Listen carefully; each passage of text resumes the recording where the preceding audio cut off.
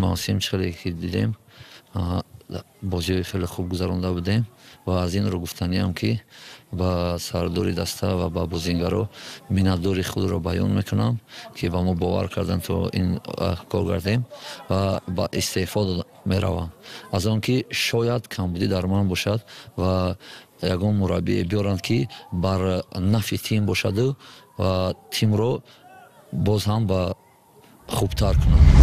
شمس‌الدین قاسمов از سمت سرمربی کلوب مرکزی ورزش ارتش کنار رفت.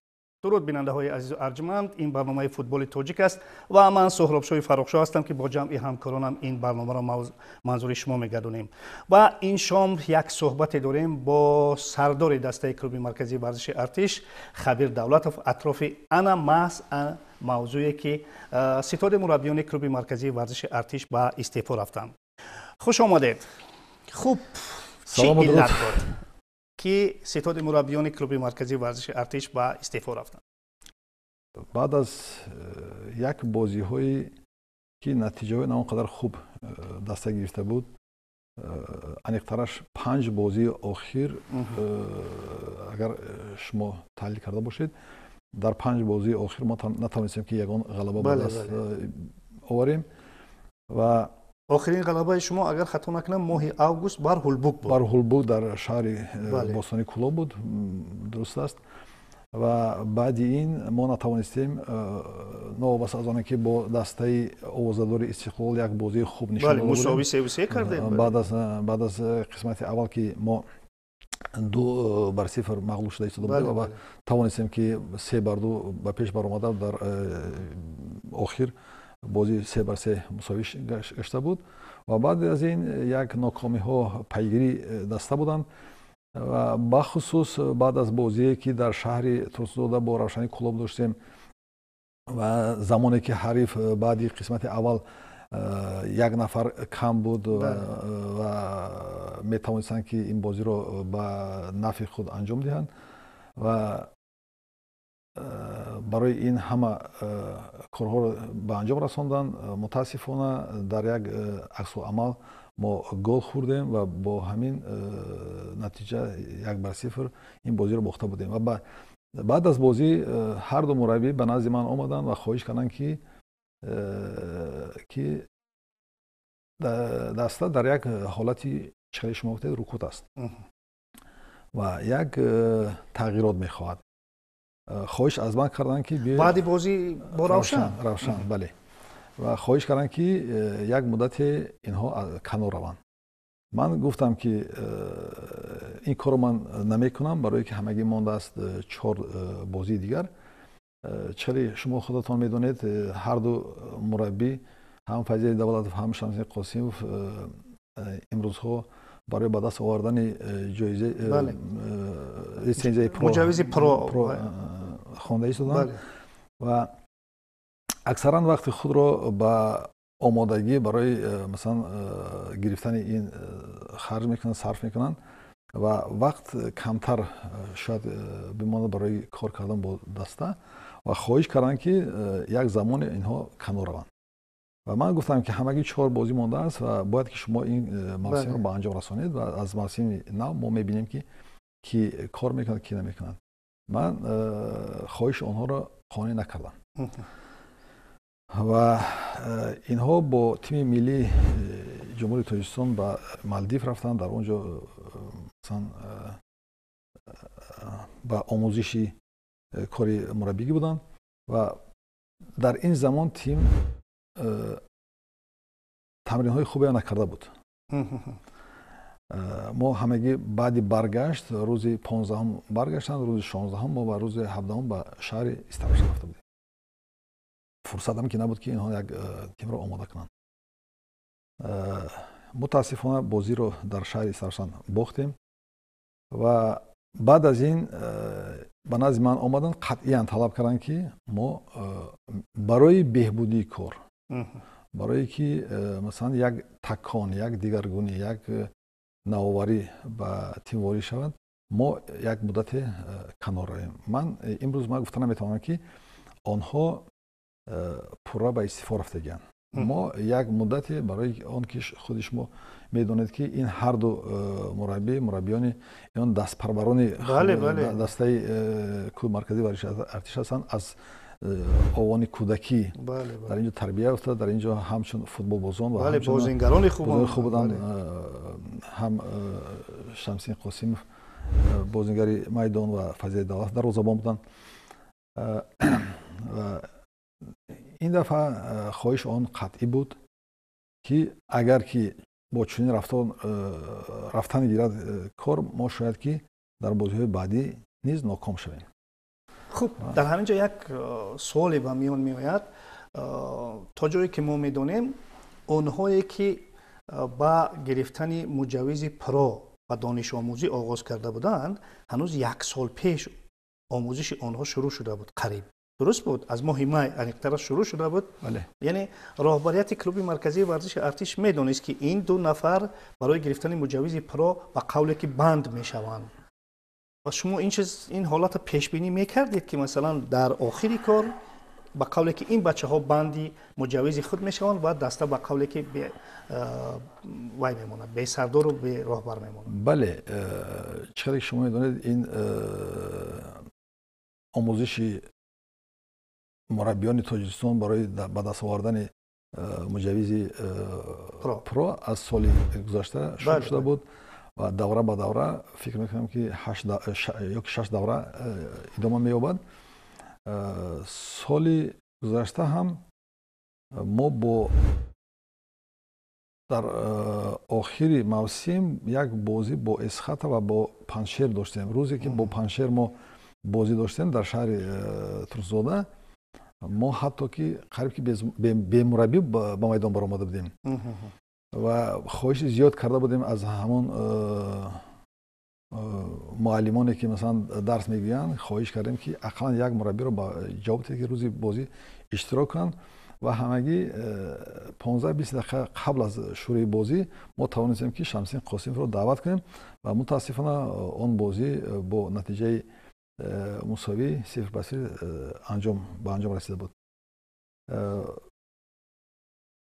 در حقیقت ما میدونستیم که اینها پابند این کارها میشوند و مثلا میتوانند که در تمرین های در بازی اشتراک کردن نتوانند، ولی ما نمیدونستیم مثلا برنامه همون در کدام روزها. من فکر میکردم که روزهایی که مثلا تنفس میشود در این روزها راست میآید آموزش آنها و باوری داشتیم که فدراسیون فوتبال هم میتواند با همون معلمانی که دعوت شدن برای آموزش این مربیان یک وقتهای مناسب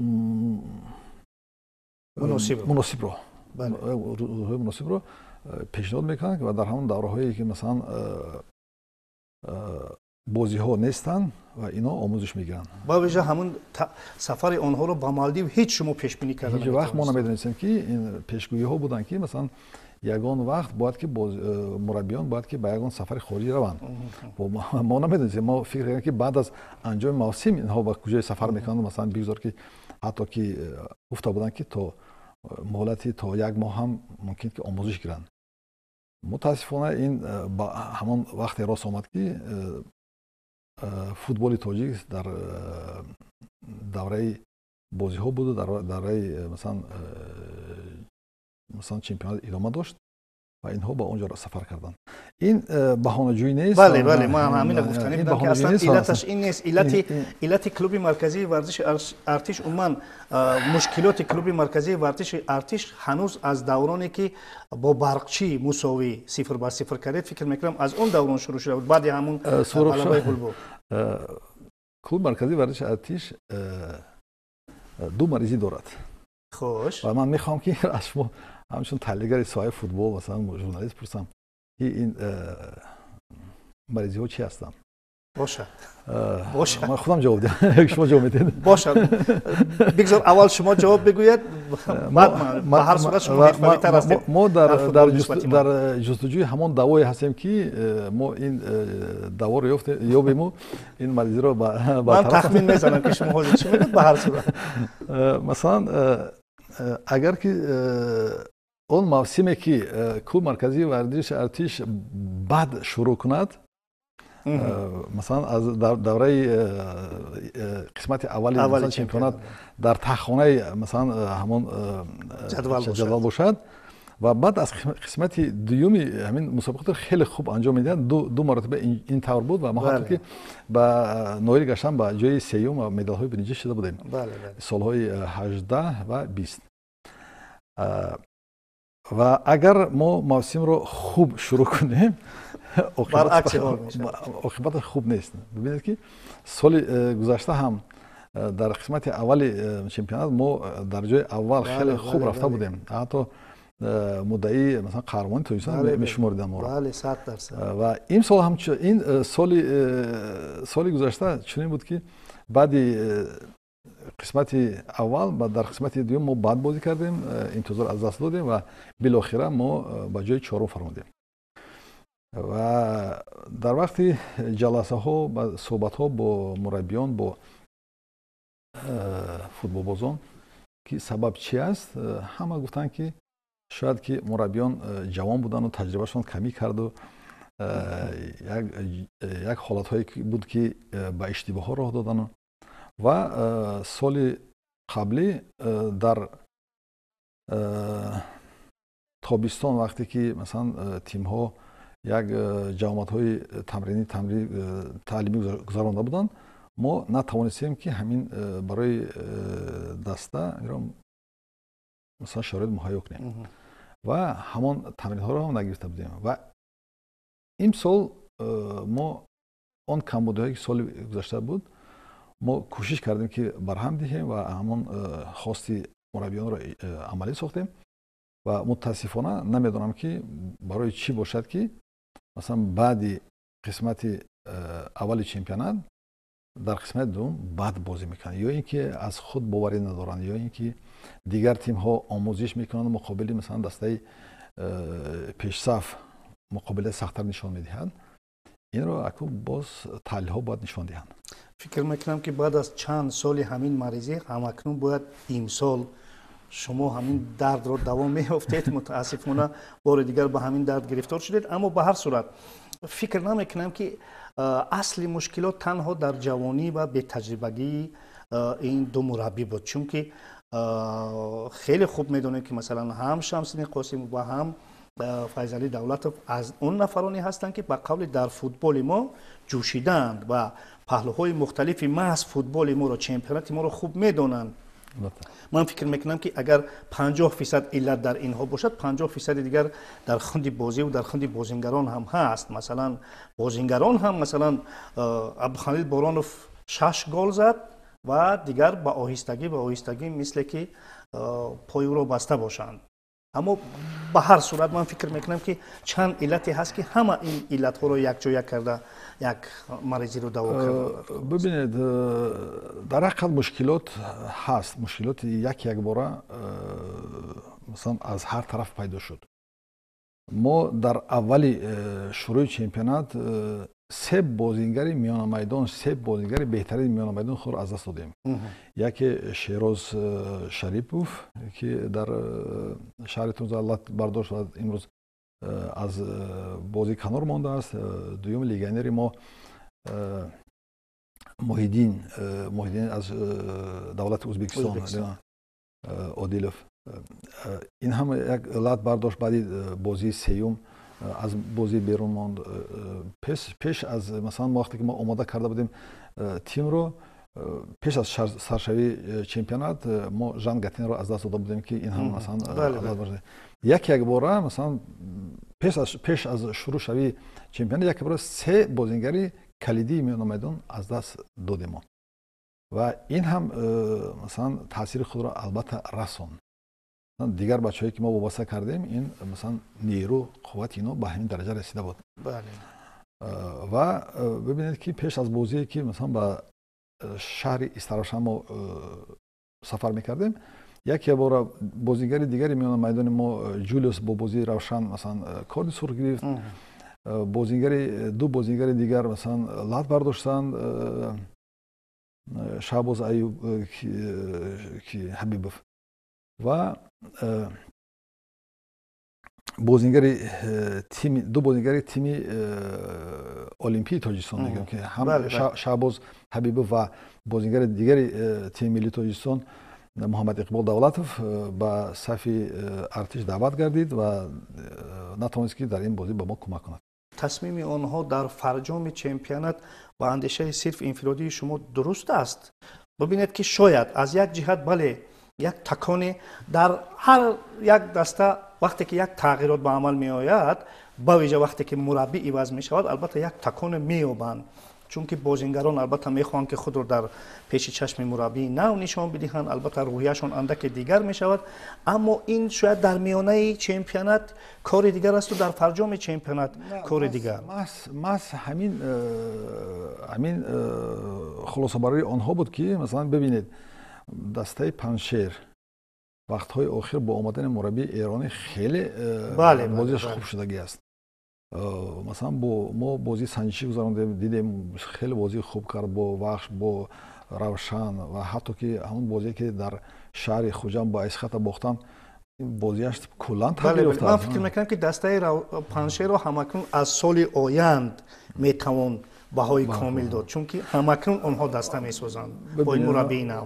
ببینید اینجا تغییر مربی شد و خود دسته روشنی استروشنی شهر استروشن آنها هم دعوت نمودن با مربی. ما سطح این مربی رو نمیدونیم، لیکن با آمدن همین مربی مثلا مربی که آمد و همگی دو سه تمرین انجام داد این نمیتواند که کلی با کلان، لیکن خودی از جهت پسیکولوژی حضور یک چهره نو عموما بله میتواند دیگر سازی میکنند و ماس همین عامل ها سبب گشتن که مربیان ما همین به همین خلاصه آمدن مثلا از کار کنار رفتن. من باز امروز میگم که اینها با پورگی از دست رفتگی نیستن. ما در آینده نیت داریم، مثلا مقصد داریم که اینها برگردن مثلا کار خود ادامه دهند. مثلا ما میدونیم باوری داریم که این نه فقط هر دو این با تیم کلوب مرکزی ورزشی و حتی در آینده تیم‌های ملی تاجیکستان مثلا جوانان و مثلا دیگر کمک کرده میتوانند. بسیار خوب، البته ما هم باوری داریم.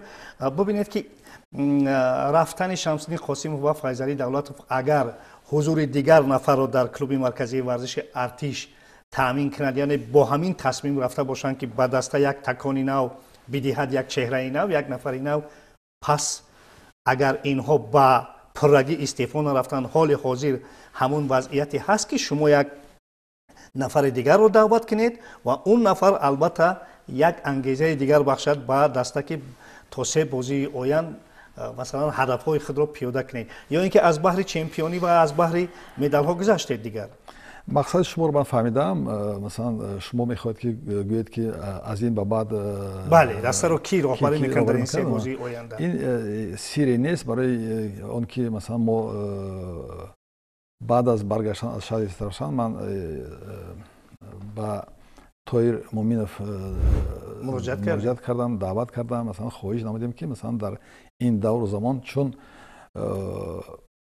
طاهر مومینوف در دسته ما کار کرده بود سال 2017 و برای نایل گشتن به جای سیوم ما با طاهر مومینوف کار کردگی هستیم. ما میدونیم خصلت‌های هم کسبی و هم انسانیتی طاهر مومینوف را و زیاده از این هر دو مربی به واسطه شاگردان مثلا طاهر مومینوف بودن یک وقتا و امروز با هم درس میخونن و اگر ببینیم که مثلا مصلحت ما با طاهر مومینوف تا آخر این موسم مصلحت ما برای برگزاری و به انجام رساندن موسم در همین سه بازی در پیش داده است و اگر نتیجه خوب شود ما میتوانیم که حتی که این سگانه رو مثلا جلب کنیم، یعنی تصمیم این گونه بوده میتواند سه مربی که دارنده مثلا مجوز پرو میشود. ببینید که سال بعدی چی گپ بشود. پس سوال من از ذهن بیرون رفت. چرا؟ چون که میخواستم بگم که در صورتی خیلی با موفقانه انجام شدن من همین سه بازی و یکی از جایهای افتخاری رو به دست آوردن دسته شما، پس تقدیر طاهر مومینوف چی میشود؟ من همین سوال دادنی بودم، البته جواب گفتید. من مقصد شما رو فهمیدم و پیشگویی کردم و ببینید که مثلا ما برای مثلا از جایهای افتخاری دست نکشیدیم و مقصدی که رفتن این مربیان مقصد همان بود که مثلا ما بالاخره به همان جای افتخاری سزاوار گردیم. خب در پیش مانده است بازی با اسخط خوجند و ریگر تدز. دو بازی در خانه با ریگر و با اسخط در خوجند با خوجند در سفر. خب چی بها دادن ممکن است در همین حالی که دسته شما هست؟ شما کلمه کلیدی در خانه گفته اید و بعد از البته سوال داشتم در این موضوع و خوشبختانه بعد 2 سال ما توانستیم که مثلا اون طلباتی که فدراسیون فوتبال پیش با ما گذاشته بود ما اون را انجام دادیم.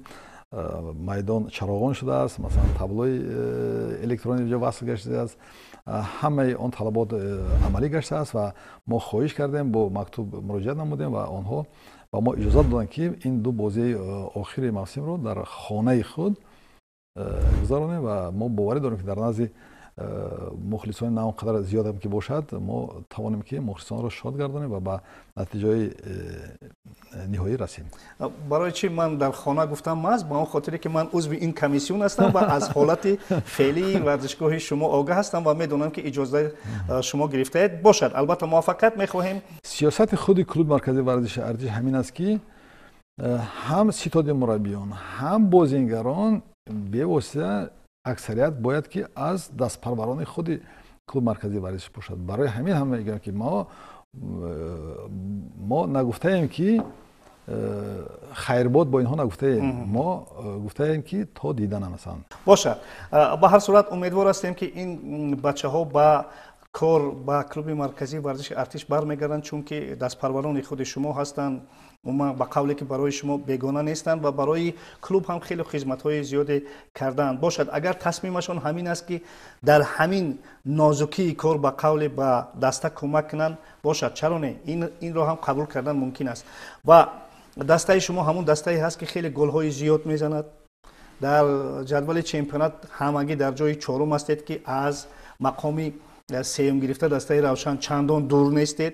با یک بازی 2 بازی ممکن است که الکی با سگانه و جای افتخاری وارد میشوید و امیدوار هستیم که البته چنین هم خواهد شد. برای شما در این 3 بازی برای کامیابی میخواهیم و البته با مربی تازه انتخاب شما طاهر مومنوف. خوش آمدید. دوستان عزیز ارجمند، یک صحبت داشتیم با خبیر دولتوف سردار دسته کلوب مرکزی ورزش ارتش. از نام همه شما با اون کس اظهار سپاس. در همینجا برنامه ما به انجام میرسد. خیر.